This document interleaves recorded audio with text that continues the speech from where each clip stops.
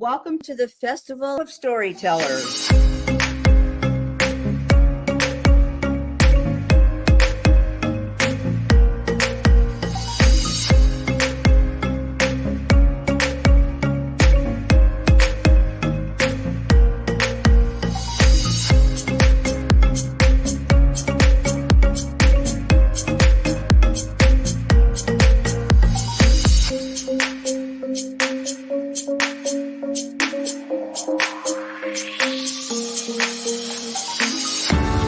I can't tell you how excited I am to be on right now.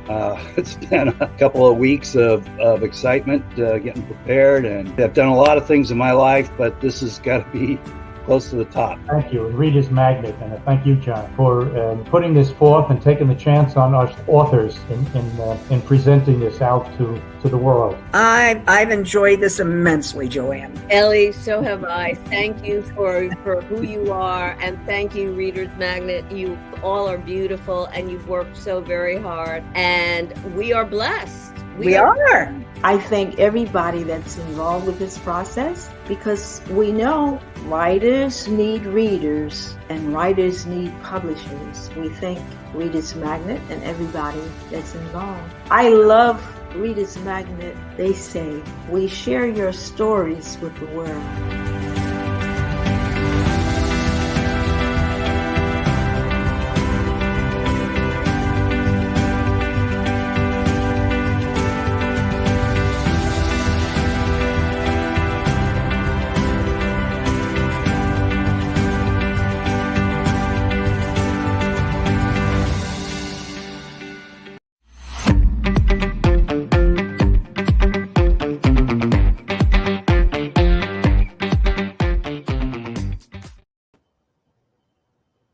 Hi, I'm Mike SANBORN.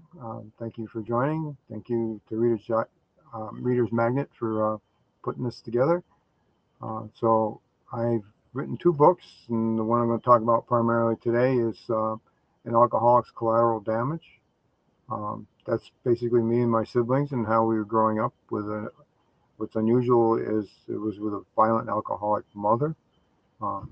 Instead of typically it's the father that's the violent alcoholic.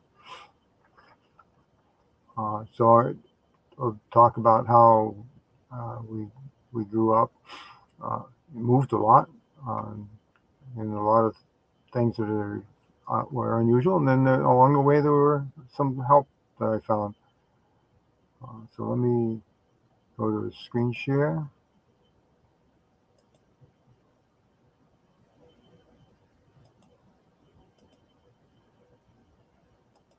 All right. So I have superimposed here the cover to the book. I think that will work. And the other book I've written is A Cop in a Small City. That was a couple of years ago. And the Alcoholics Damage one came out just this last summer. So the similarity between those books is in both cases, I was trying to tell people what it's like to be in those situations.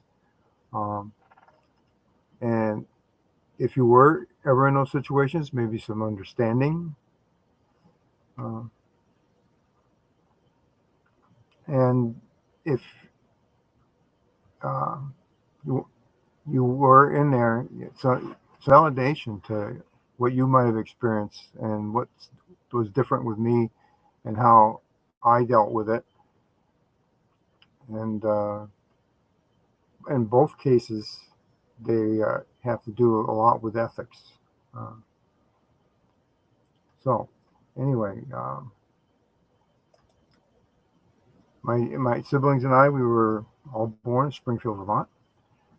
We started out as a very typical middle-class family, kind of like the days in the 50s, the father knows best and my 3 sons type home where dad went off to do the work and mom stayed back and took care of the kids. And that's exactly what our family was comprised of. My dad back then was a draftsman, so I think he was earning an okay salary. We lived in the house that we owned, with a big backyard, very, very classic 1950s family. But what I think was different, as I'm looking back, is mom sent mom would be busy in the kitchen all day long, and my little sister there was with her in the walkers of the time, which was that big tray all the way around her. So in that picture, that's where we were in Springfield. I'm probably about 5 years old. My sister is still in the middle, about probably 6. Brother Gary was probably about 4 at that time, and Debbie just a little over 1 year old. And if you notice, of the 3 of us, I'm the only one that's not smiling, and that's kind of typical of all the pictures of me back all the way through. Even now to this day, I very rarely smile. I'm also usually the one behind the camera, not in front of the camera. But our typical day at home is that Mom would send the 3 of us to go play in the living room next to just off the kitchen. She'd have Debbie in there in the walker in the kitchen, and she'd be busy doing something or other. And I can vaguely remember her moving around the kitchen, and way off on the corner of the cabinet, there was a bottle that she would be drinking from. But we were expected to play on the floor, not on the furniture. One of the toys I can remember that I liked a lot was a wooden train set with a wooden track. It was difficult. It didn't work very well, but I played with it nonetheless, and I liked to build a bridge for the train to go up over and prop the track up. But then Gary, my brother, would suddenly charge in and knock things over and want to play with it. And if I protested to Mom would tell me to just be quiet and let him play. And we never got any much satisfaction out of that. So I would give up basically and go find something else to do. And then Gary would go over and bother Scylla with, she probably was playing with a doll or something, and he'd want to get in the middle of that, and she'd protest. And eventually one of us would punch him on the shoulder to try to get him away from us. And of course, Gary would protest, and Mom would yell. And I can remember, Mom was a big woman, and she got heavier and heavier as she went on, because the beer she drank was a lot of calories, and she also overate whenever she was drinking. But I can still to this day hear those big thundering footsteps coming from the kitchen into the living room, and then getting whacked on the head. I can still feel the tension in my neck. And she hit my head, and it went sideways. And she'd whack all of us, and then go back to whatever she's doing in the kitchen. And because we protest, Gary's the problem. And she says that, well, she's being fair. Well, I learned at an early age that equal is not fair. What fair would have been to correct the situation. So we were responsible to entertain Gary. And as we got older, Scylla would be more responsible for Debbie. So it took care of Gary, Scylla took care of Debbie. But during this time, I just kind of gave up with Gary coming in, because Mom would not help us resolve anything. So I'd go on to more and more imaginary play. I remember quite well that I'd have something like a pencil, and I'd pretend the pencil was a Zeppelin, and I'd be flying it around.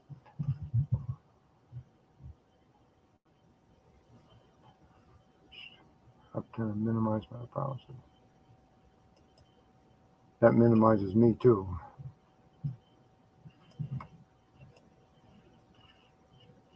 Maybe I put my browser over on the other.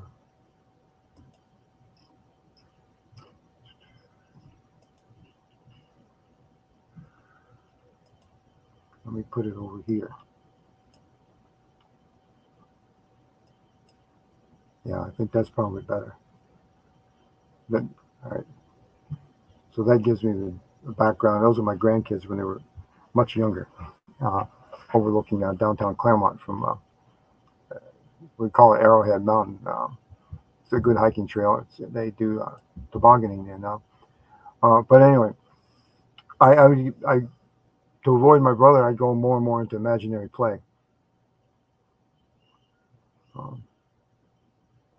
So, I'd use a pencil typically as the Zeppelin, and I'd be able to imagine the eraser was the thing that extracted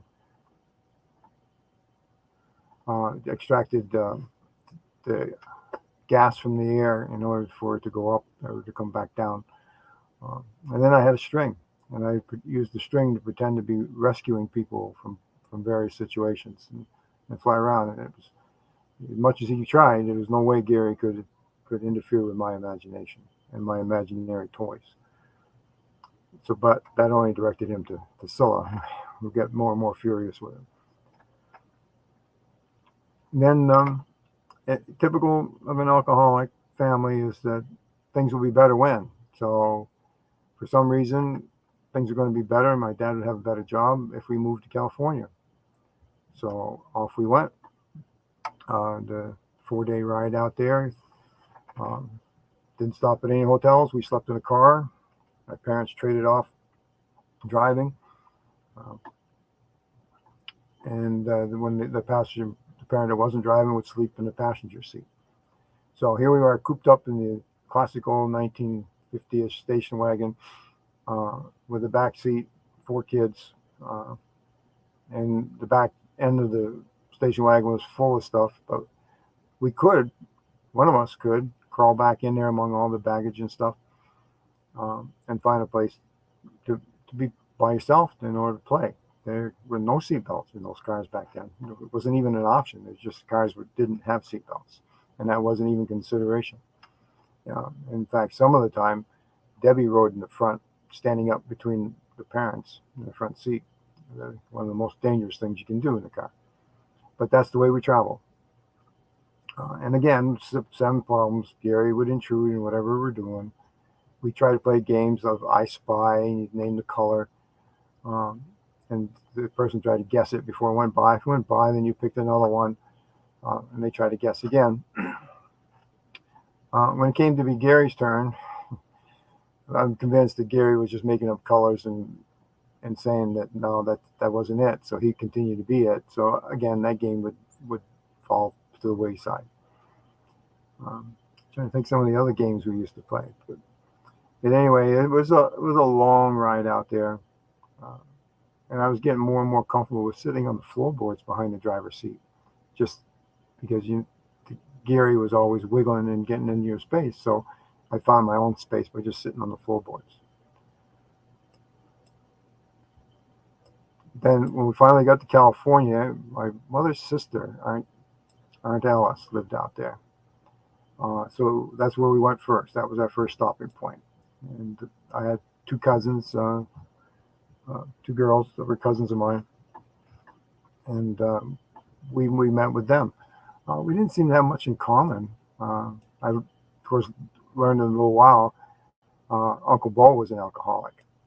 So my mom was an alcoholic. Her sister wasn't, but she married an alcoholic.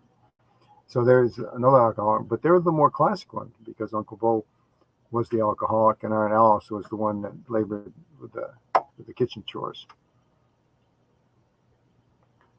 We found our own house, and I got enrolled in school, and I, of course, was the late kid, the new kid. We were enrolled in St. Mary's School, Catholic school, and I didn't have any friends. And apparently the nun picked up on that because she connected me with this kid. I can remember his name being Danny. And he just walked around the playground the whole recess time. And I just walked with him. So we never did anything. We just walked around the playground during recess and back in. So we moved from one house to another house to another house. Dad had gotten a bicycle, and he put training wheels on it. And classic, he would walk along beside me as I tried to pedal the bike, and I got going pretty good. Eventually, he took the training wheels off, and again, the classic, he'd run along beside me for a short while, not very long. Dad wasn't much of a runner, and then I was on my own riding the bike. We were on a back street.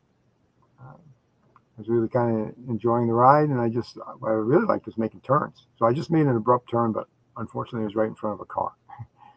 Um, Fortunately, she was able to stop her car, but unfortunately, her child was doing the classic standing on the front seat. And that child crashed into the dash and ended up with a bloody nose or lip or something.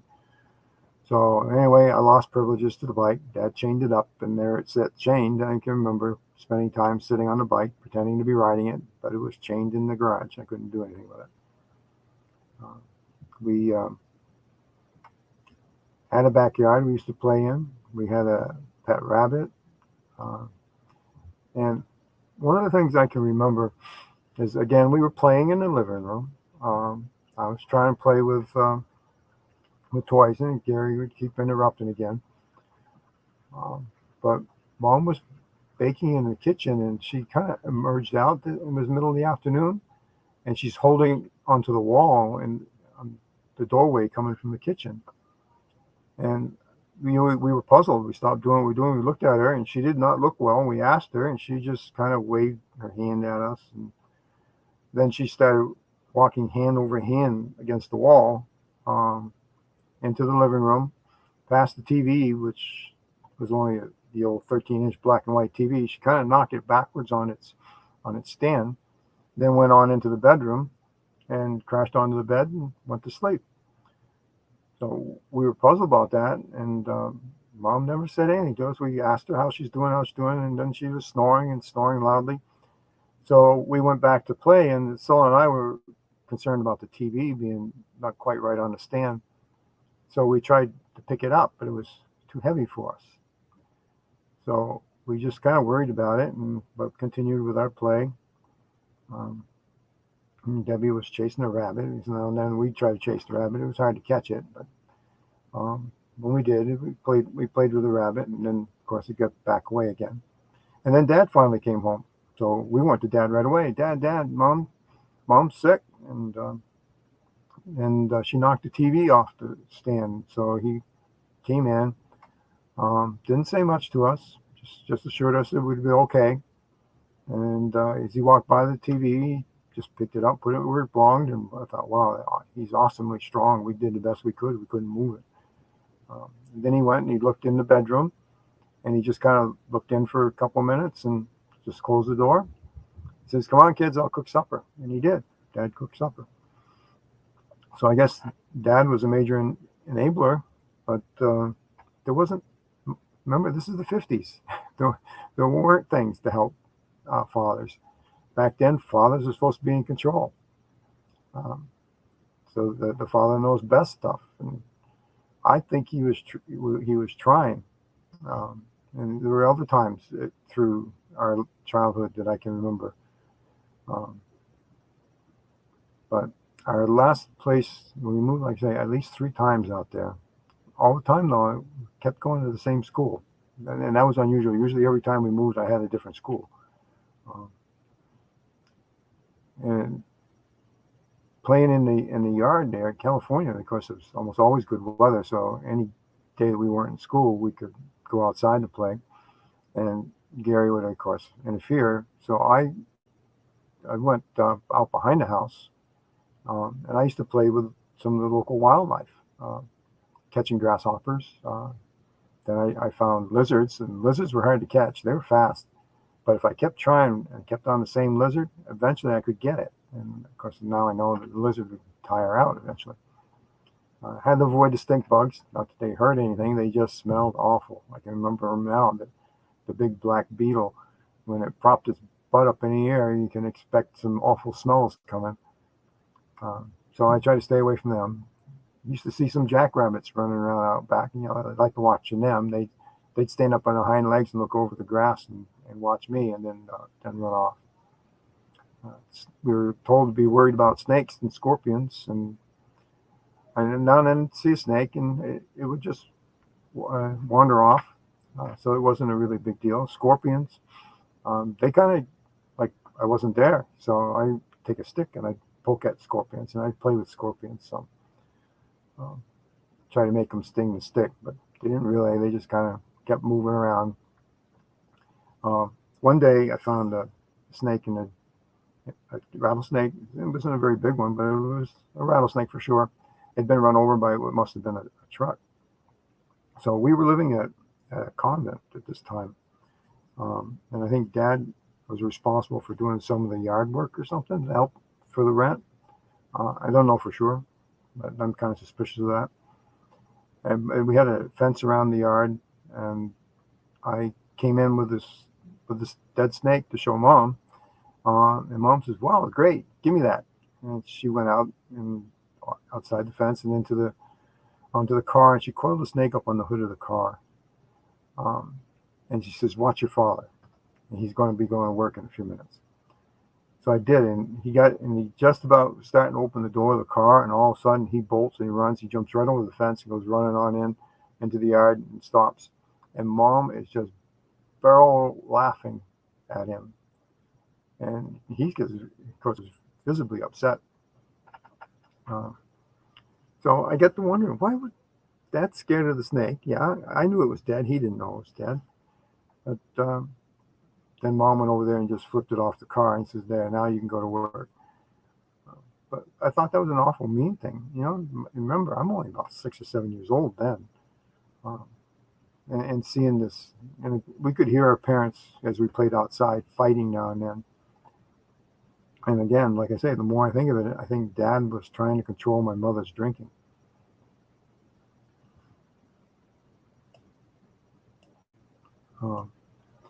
So eventually, we ended up coming back to Vermont. I'm suspicious that we probably got evicted because Dad couldn't keep up with everything and couldn't maintain the grounds the way the nuns expected, so they wanted somebody else. So anyway, we came back home, same old thing, 4-day ride, day and night. But this time I can remember a conversation between my parents about who was awake enough, who was the least sleepy, I guess. And so it ended up Dad was going to be doing the driving. So Mom said to me, "Watch him. He starts to go off the road, shake him." So what an awful thing for a 7-year-old to have to do, to watch Dad. I remember being really, really scared and watching, and he drifted off. I think he did it on purpose, and I shook his shoulder. But after a while, the pressure just got too much to me, so I retreated to my usual spot, sitting on the floorboards behind the driver, and told Dad that I wasn't going to be watching him anymore, and he said he'd be fine, and obviously was. We didn't crash. So when we got back to Vermont, we of course went right to my grandparents, and we stayed there a few days until Dad found a job. And now he's, instead of draftsman out in California, the job he got was with a rocket company. And again, it was a draftsman, so I think he probably did have pretty good pay there. And I think maybe it was a culmination that the stress of his job and not doing the work with the nuns, and the reason we ended up coming back. So, but instead of draftsman, now he went to work for a bottled gas company, delivering gas. And so he had the company truck, and I thought that was odd, but okay, Dad's got a very different type of job. And then we found a house just down the road from my grandparents, and that's where we live. And again, very same things. Whenever we played inside, we fought outside. I'd do my own thing to try to stay away from Gary. And now I went to school in Springfield. And very similar. I didn't make any friends. Remember, I tried to go play on the playground, and I figured, well, okay, I'll go sit on the swings. Well, no, I wasn't allowed to do that. The older girls, they owned the swings. I had to give them up. So then I just basically sat on the steps. And there was another boy there. He was a grade or two older. And I tried to emulate him again, like I did the kid in California. But that's all. He sat there, he ate his lunch, so I ate my lunch, and basically that was it. I don't remember the details, but somehow I got enticed into a fight with another kid, and I was surprisingly winning resoundingly. Shoved him up against the wall and held him there. But my punishment was that I had to stay in for recess, and I was all good with that. In fact, I preferred that, staying inside. I'm trying to see here. Yes. Yeah. All right. Sorry, I'm trying to control my windows here. Then eventually we moved from there to Claremont. And I'm trying to think, Dad was probably still working at the same place. But we moved, so we were renting a house in Springfield. We moved to another rental house in Claremont. And instead of the public school, now I was back at St. Mary's School, but St. Mary's in Claremont with a nun for a teacher.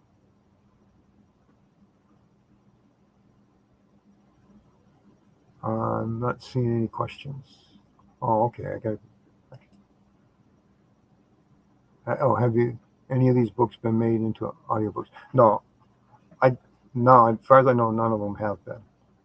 They're available on Kindle, so I don't think any of them are made into audiobooks.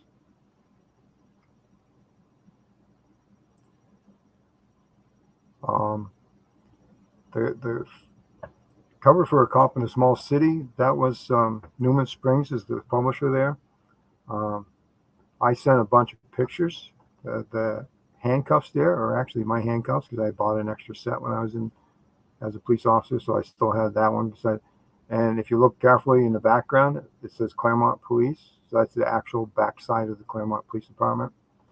The car, though, that's not the same car, but we drove Crown Victorias back then. And the cover over on the other side, again, I sent pictures to Reader's Magnet, but the cover design is all theirs. That picture was taken by my uncle, my dad's brother. But Reader's Magnet designed that cover.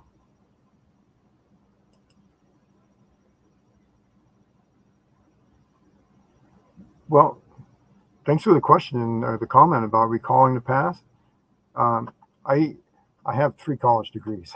I studied. My siblings, by the way, one of them dropped out of high school. The other 2 just graduated high school. That was it. But I had a really good middle school, high school teacher that really insisted I go to college, and she directed me that way. But I learned that we remember life-saving things. If it was something in danger, that's a normal instinct to learn and remember that. So it was one of the times Sol and I did a lot of reflecting back on our childhood as adults. And she made the comment one day, she says, I can't remember very many things that were happy, but I can remember a lot of bad things. And then we both were thinking about it and coming up, challenging each other to come up with something. And the one denominator we noticed that was consistent about happy times was with Dad. Dad did do some things with us, not a lot, not for a long period of time, but he brought us swimming. My mom couldn't swim. I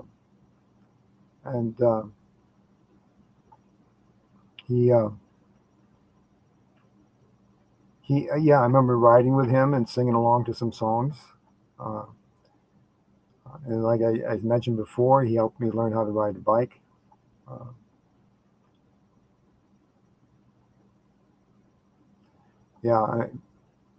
I'm sorry you're missing your siblings, but my older sibling, Priscilla, she died just last year. And Sola and I were parentified big time, taking care of our younger siblings.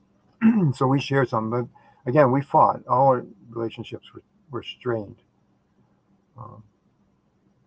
But Sola, all 3 of my siblings are disabled. I'm still going full bore. I work full time and part time.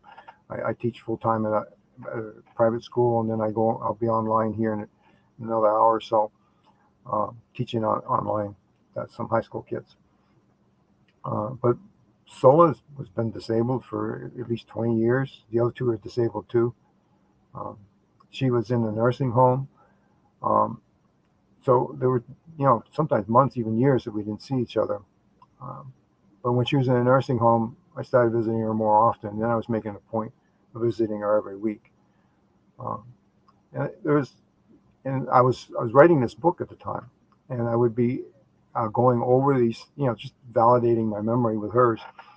And then I got to realizing, there's a couple of things when I left the nursing home. I said, boy, that's an awful way to live. She can't even get out of bed. They needed a lift to get her out of bed. Scylla was also morbidly obese, and conditioned by my mother.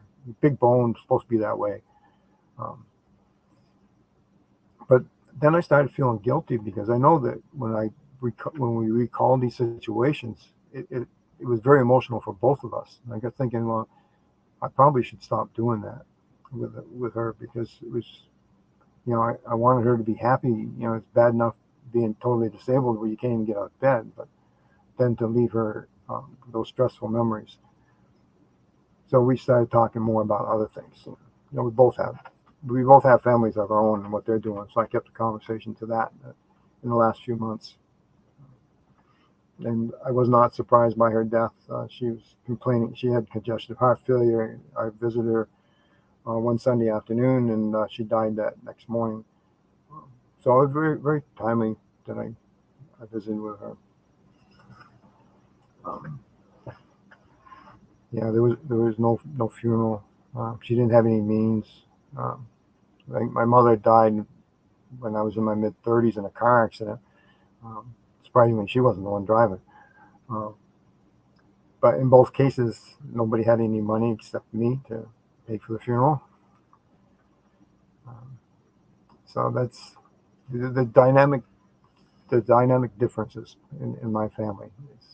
I went to college and purposely studied to learn about this so I wouldn't fall into the same trap my mother did. And I also learned, we also did 40 years of 30 years of foster parenting.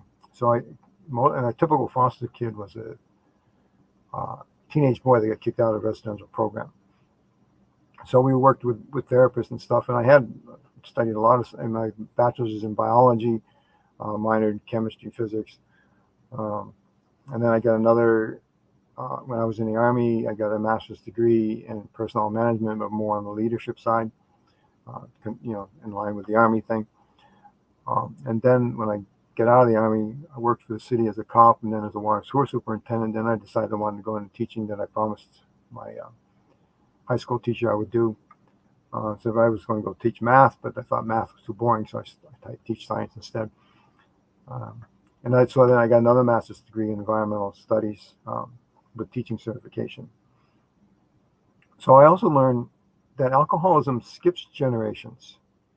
And I can remember my grandfather talking about his father that could tip a pint up and down the whole pint without even swallowing. Wow. But my grandparents, grandma, maybe 3 times a year, took a little sip of sherry. Grandfather took a shot of brandy when he came in on a cold winter morning. And that's it. I mean, they were not big drinkers. So I could see that it skipped from my great grandfather I never knew to my mother, and I then of course worried about my daughters. But we just, we're a college educated family, just provided them an education. Of course, I'm very proud that both of them college educated, and I was the first one to graduate from college for sure in my family. I was the only one for the longest time to hold a master's degree, and that held true until just a few days ago. My older daughter has got her master's degree now, and the younger daughter, she will have her master's degree in a few months. So I guess I can say I'm the only one that holds 2 master's degrees, but I'm just very proud that my daughters have master's degrees. And I'm also very, very proud because my granddaughter now, she's 19, and she's attending St. Michael's College, the same college I got my bachelor's from. She's a sophomore now. And my grandson, he's graduating this year from high school, and he'll go on to do something. He's not settled yet, but he's going to further his education either way.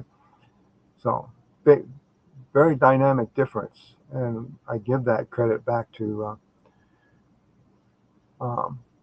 getting some direction from the teachers. So I got a question here. Did you had any challenges when writing your books? Well, the first one was kind of fun. It was like I was doing it like 3 years ago when my granddaughter was getting her driver's license, and I would drive, and we had to go about 30 miles to get her to the driver's ed school. And on the way, because we talk, and I'd go by something that I would would remind me of police that I did. So I'd tell her a story. So then it got so that every time I brought her, I would tell her a story, and she'd say, "Papa, tell me one of your stories," and I like the ones with the jerks the best. So after I told her a few stories, I said, "Well, maybe I ought to put these in a book sometime." So when I drove her up, I had my laptop with me, and I'd be waiting outside while she's attending her class, and I'd put one of the stories, and I just give her the title and file it away. So I had this nice big collection of stories. So I decided, okay, if I'm going to put these in a book, I want to do something along the ethics. And of course, I had some really bad cops that I worked with, but also some really good ones. Since I worked really, in almost every case, working with the fire department, and the EMTs were good experiences, and they deserve great credit for that. But that's why I say when I assemble them, I wanted to do the ethics. I wanted the ethics for people who were reading, because the same problems that I saw in Claremont, we see all over the country. The brutality, the lying on the stand. I witnessed all that stuff, and I wrote about it in this book. But also some, like I say, some really good heroic stuff that some cops did, besides me. And I wrote about how I felt in some of these encounters that we had. So that was the idea. It was to help people understand what it's like to be a cop, to validate what they may have experienced with the police, but also for those people who are cops. I get into that quite a bit too, about how to do it ethically and rightfully. And I have a website. It's author gmichaelsanborn.godaddysite.com, where I have some presentations, and I see there's several hundred hits on those. So I hope somebody's benefiting from some of the suggestions I made about proactive police. So I took that same philosophy when I wrote the alcoholic book,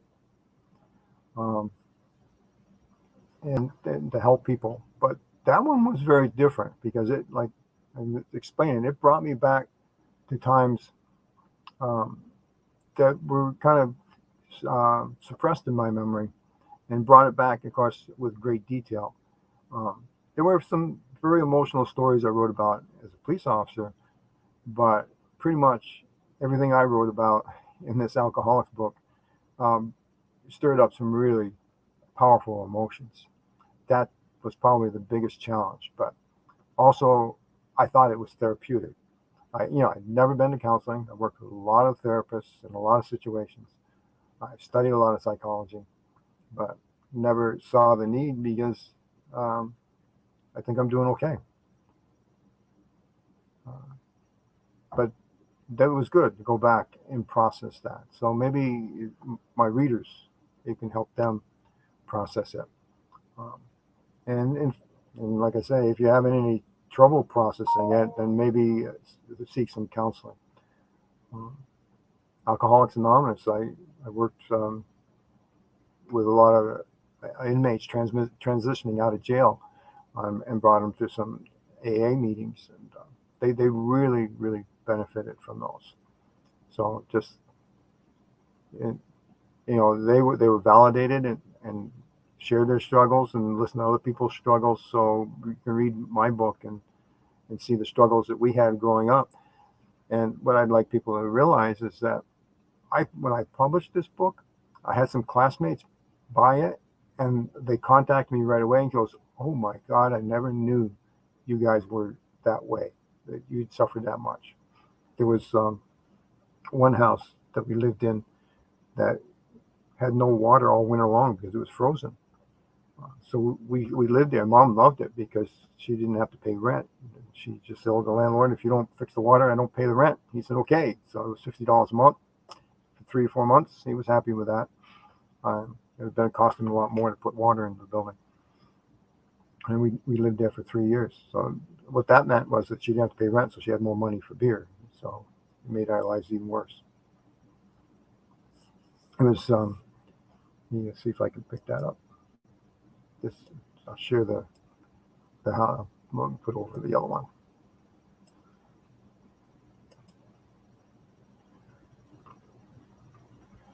So this was the building. If I can, yeah. So that's actually my pet goat, Herbie. We called him Herbie because back then Herbie the Love Bug was the big thing in the theaters, and we actually did get to go see it. So there's the farmhouse with a barn in the back, and I was trying to get Herbie to pull the wagon. Herbie wanted no part of it. He like jumping in it, and I pulled him around. So it was kind of the opposite of what I expected. Mom thought that was cute. She wanted a picture, but she didn't want a picture of me. She wanted a picture of my sister doing it. Oh, so it never did anything with the goat. It was all mine. But she got the picture. But also, here's another good concept about growing up. My mother always thought animals, poor dumb animals, we need to take care of them. Well, I won't disagree with that, but I put children's lives ahead of the animals' lives. The barn fell in one time, and the goat was in the barn, and Mom sent me in this collapsed barn to get this goat out. So the advice I would give younger police officers today: read my book. And then think about whether you really want to be a police officer. I'm going to say there's probably 70% good, 30% bad in the day-to-day things of police officer. So you can really be helping out there. The thing I would like to tell young police officers, and even the older ones, is remember your ethics and don't ever compromise them. And if you have compromised them, stop compromising them. Doesn't make you a bad cop. It might make you a better cop if you've done something wrong and corrected it and steered a straighter course. But yeah, I remember some intense pressure. There was a time when I was forced to make a report, and of course my report was accurate about a fellow police officer's misconduct. But it was from that point on that I'd come in the morning and I'd check my box and I'd see cutouts from magazines of a rat and then cutouts of cheese. Almost every day I came to work, there was something in there. So there was some of that intense pressure. There was, and he was a bit of a jerk. He was the canine officer at the time, or one of the two canine officers. And I came in for a shift change, and his dog was laying on the floor under the table. And every police officer has a key word to get the dog to growl at somebody. And his was, well, I can't remember. The two police officers, one of them would say puke, the person's a puke, or just plain worthless vomit. And the other one, it was dirtbag. And I think this guy's was dirtbag. So I heard him tell the dog to cue. And of course, the dog started growling at me. And of course, I just walked in. I never brought my service weapon home. It was in the locker room. So I just come from the locker room. I had my service weapon with me, but I also had my flashlight and nightstick. And I heard the cue, and I just said to him, and I called him by his name. I don't remember what I called him in the book, so I don't want to call him by his real name.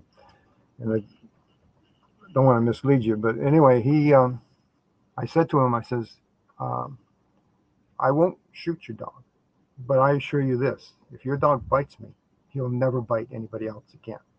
And it was been my intention to defend myself with my nightstick or flashlight, whichever I happen to have in my hand. And I also know that when the dog bites onto you, its vulnerable part is its front legs. I don't see cops as the ones serving. Instead, they are now using their position to harass an ordinary citizen. But yeah, you know what? I respond to a lot of social media, and I do have a canned response about a cop's sense of superiority.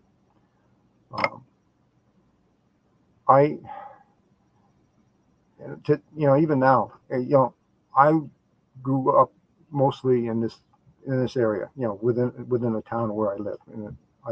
Charlestown is the town south of Claremont, and that's mostly where I grew up. And we were in New Hampshire.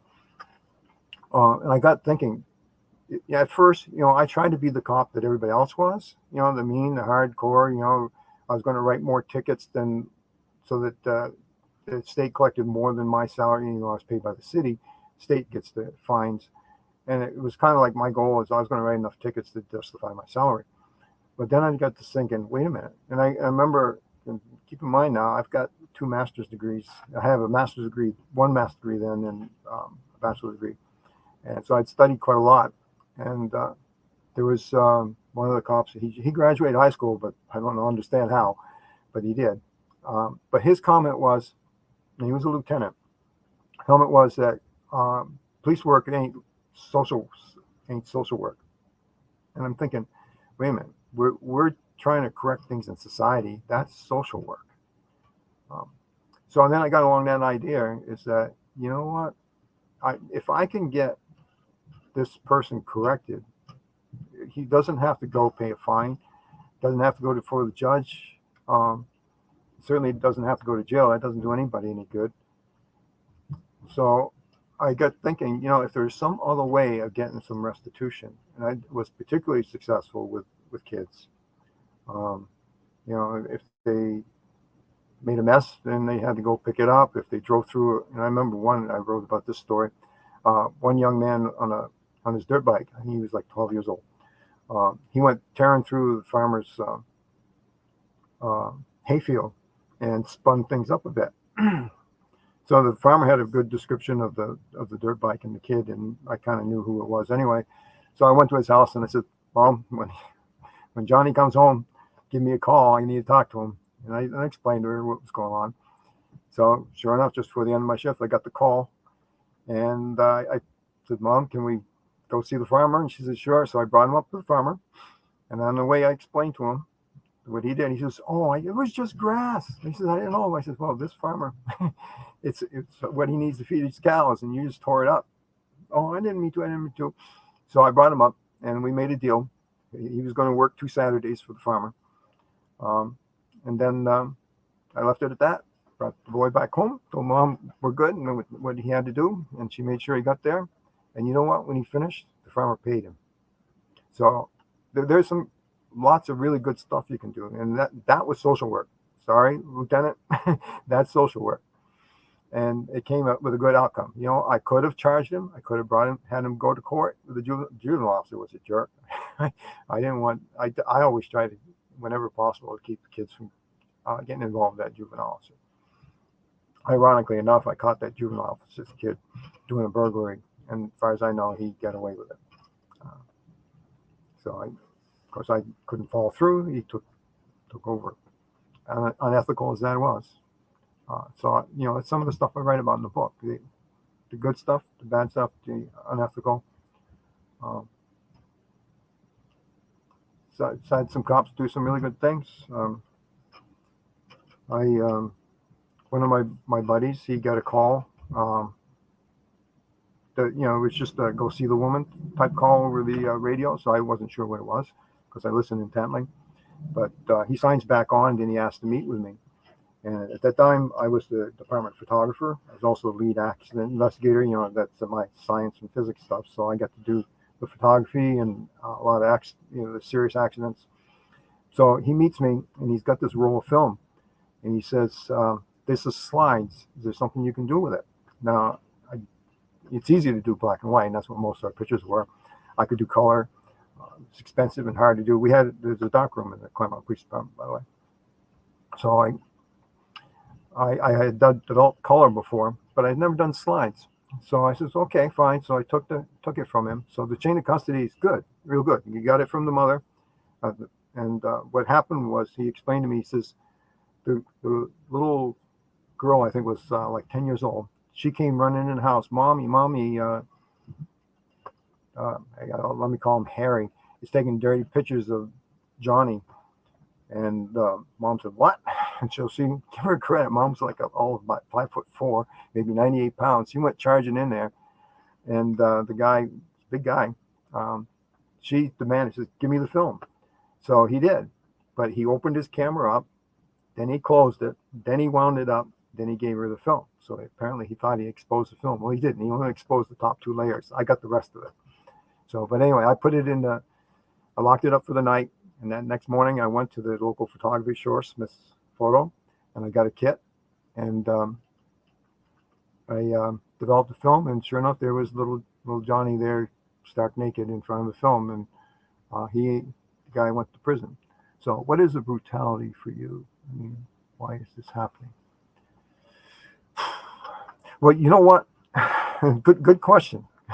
First off, they've got to be wanting to hurt people to begin with anyway, rather than help them, to stroke their own ego.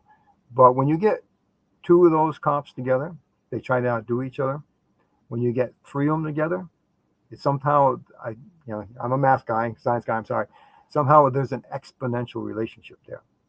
So 2 cops together, they double it. It's more than double because they're trying to outdo each other and show who's the better cop, who's the bigger, stronger.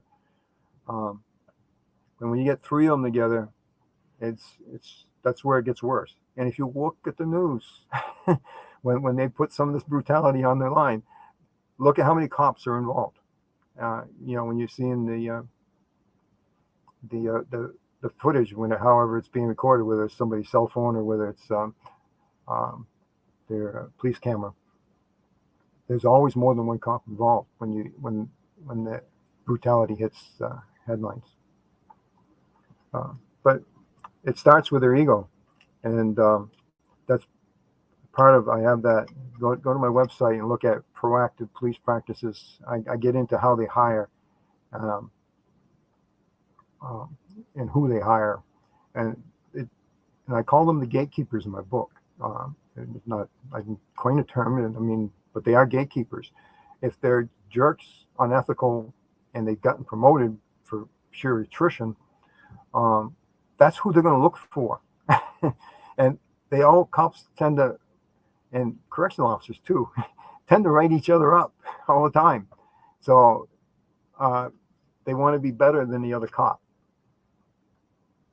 So that's culture that they have within the police department. And you know what? It seems like it's I'm teaching at a private school now, and of course I got to go do the police record check thing. And I go to a sheriff in Vermont, and all my stuff's been in New Hampshire, and I'm talking to the secretary who's doing all this stuff, and I just happened to mention to her about this book and basically what it's about. And she says to me, she says, "Those problems are in every department." And she goes, "Every department." So here's a sheriff in Vermont.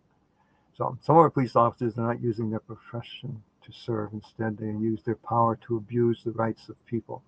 In my own opinion and based on experience. Some cops, absolutely, no doubt. But there's some cops out there really good. I was just talking about Peter and dealing with that mom and the guy that was taking pictures of her son and naked. Peter was a good cop.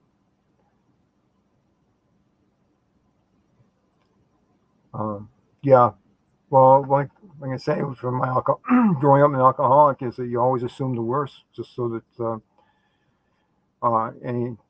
but you might be right if you assume the worst, or you might even be worse than you could imagine.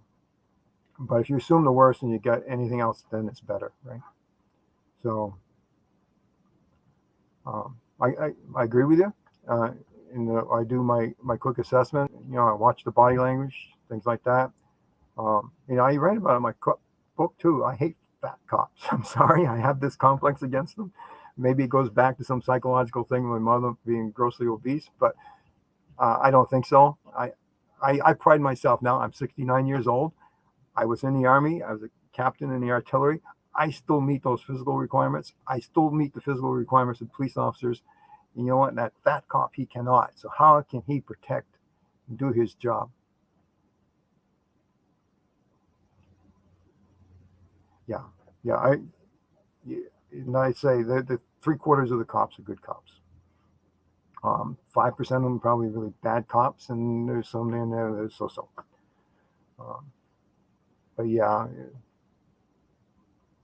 Yeah, I've been in some really violent. I remember there was a real big bar fight, and I mean, sometimes drunks aren't the smartest.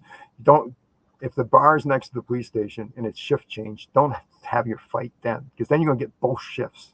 So both shifts in our small department of, and it was a Saturday night, so we were heavy shifted. So we ended up with both shifts, and we went in there. But it was still a violent fight, and I got knocked down, and my good buddy was right there. Um, but yeah, this was a very violent guy, and there were maybe several arrests, but I got the violent one. And my my good buddy John, he and I went, and Bob, John, well, it was me and Bob that got the guy seduced, and me and John are one that brought him into this police station to process him. Those are good cops, um, good guys. I probably got hurt more than I did. Well, I didn't get hurt. I broke my glasses, tore my pants. And, I got some bruises. I had the guy's boot print on my leg for weeks. But yeah, those were good cops. I also, when in Claremont, when you had a couple of days off, and if we were fully staffed, the first guy back did the foot patrol downtown, and we all liked doing that. You get out there, and you didn't have to write any reports, basically. And I got to mingle with the people and just talk to my neighbors, basically. But then as it quieted down, then you jumped into the car, and we almost always jumped into the car that had the busiest beat. And I called him Pedro, Officer Pedro. And we were riding around, and Pedro was looking for a car. So so cops do car shopping when they're on time. And we come around behind one of the car dealerships, and there was two guys in the back, and they were having beer. And so he pulls up to them, rightfully so, asks them what they're up to. One was the parts guy for another dealership, and the other one was a mechanic for this particular dealership. And they were just having a few beers in the back, doing that. But for some reason, Officer Pedro didn't like that. And he told them that they had to leave. And they refused. And they absolutely could, private property. And they weren't doing anything wrong. If Pedro didn't like it, he could have had the dispatcher call the owner and asked if that was okay. But no, he took it upon himself. So I tried to say to him, hey, they're okay. Leave them alone. He looks at me, he says, time for you to go back on the street. So he did. And sure enough, he comes back in 10 minutes later with one of these guys that beat. When we were sitting there talking to him, he was putting on gloves. And I noticed that he had lead lining on the gloves. Those are SAP gloves. Those are illegal. And that's what he was putting on. And the guy that saw him putting on the gloves said, what are you putting on your gloves for? And he goes, I don't want to get my hands dirty. So he was really setting that up. So that was a truly bad cop. I mean, he almost killed that guy. The guy ended up going to the hospital, and then my shift ended. So I'm not sure how it ended out, or even what charges he brought against the guy. Extrajudicial killings. What do you mean, judges getting killed? I think I know what you mean. The cop want to make sure the person doesn't go to jail, so he kills him. Yeah, we didn't have that here in Claremont. Of all my encounters, I was the one that came closest to killing somebody. It was one of the scariest times of my life. There was this. He was a felon, and he had a severe drinking problem, and it wasn't unusual to see him staggering down the edge of the road or even in the road. It was actually my first day on the job that I was riding with a field training officer, FTO.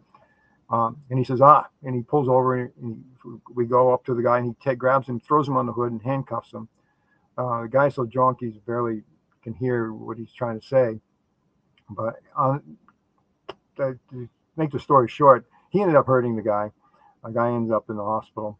And ultimately, that's the one I had to write the report on, my first day on the job. And he ended up getting fired. But but let's fast forward a couple of years. The same, and the same guy, it wasn't unusual for cops to pick him up and he'd do a night in a cell and sober off. But I would encounter him and I'd bring him home. But there's this one particular time I'm driving down the road and I see him and he's walking perfectly normal. I said, wow, he's sober. Imagine that. And I didn't think too much of it, but just as I get close to him, all of a sudden he picks his shirt up in the back and he pulls out a gun and he jumps in a pickup truck. And oh my God, what's going on here? He's a convicted felon. He's got a gun and he just jumped in a car and he's carjacking this. I don't know. So of course I call it in and ask for backup. Get out of my car, because sitting in the car, you're a sitting duck for somebody with a gun. So I carried a 357 Magnum back then, and that thing can stop a charging bull. So I go to the corner of the pickup, and I'm yelling all the time as I'm getting out of the car, show me the gun, show me the gun. And he's just kind of looking at the passenger. I think, oh boy. I had my gun trained for the back of his neck. If that truck had moved, I would have killed him. There's no doubt in my mind, I would have killed him. And that's a scary thought to me.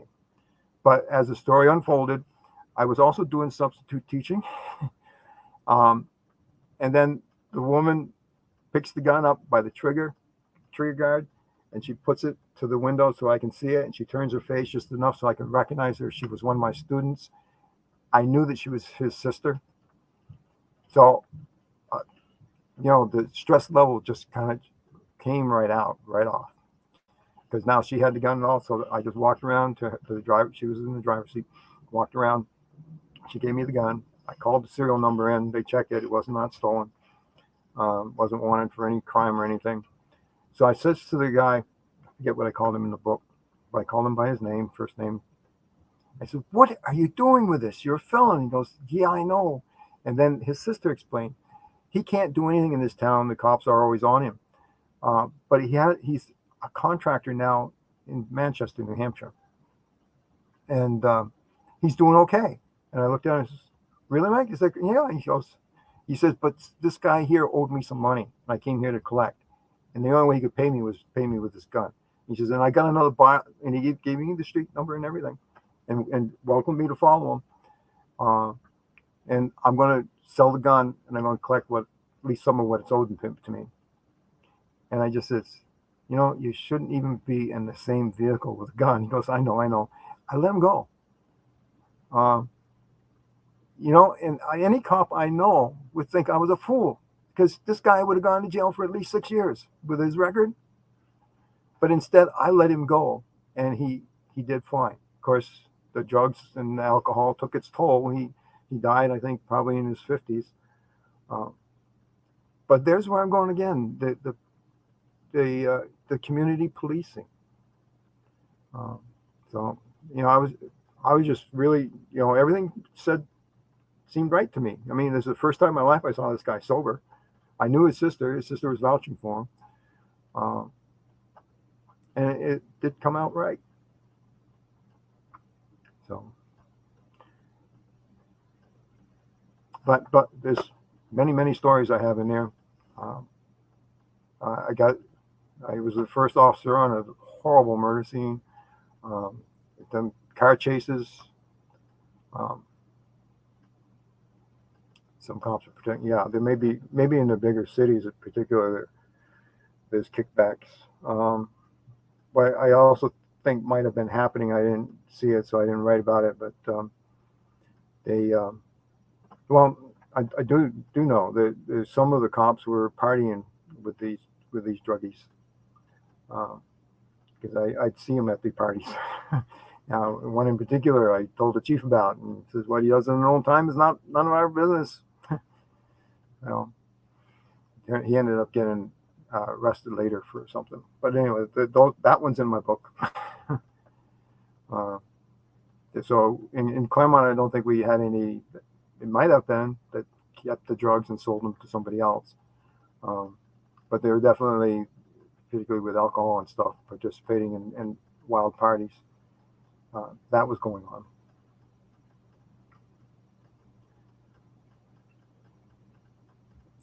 So, well, I'm on social media. I have Twitter. It's at GM SANBORN. You can find me on Facebook, Instagram, I got my website. It's been scrolling across the screen here. It's authorgmichaelsanborn.godaddysite.com. My email is an extremely simple email, gmichaelsanborn@gmail.com. I welcome your questions, comments, and your stories. I'm not a therapist, but I happily share my stories with you.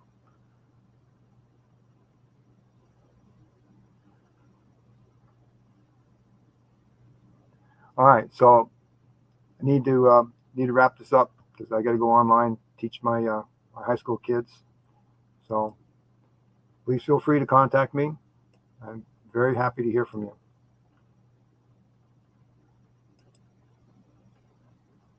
So thank you all for joining me. Thank you to Reader's Digest. And I'll be back on tomorrow.